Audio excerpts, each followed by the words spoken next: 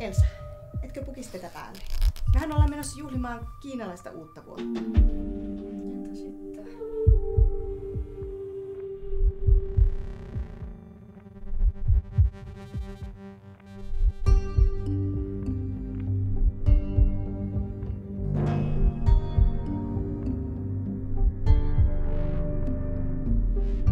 Meistä pitää ottaa kuvaa. Ihan kuin siskokset. Miksi sä et halua löytää sun biologisia vanhempia? Te jo toivotte, että te ois mua hankkinut. Että mulla olisi palautusoikeus niin kuin muillakin Made in China-tuotteilla. Siis miksi sä kuvittelet, että sä olisit joku hyvän tekeväisyysprojekti? Mikä muukaan mä olen? Lapsi, joka me on haluttu eniten koko maailmassa.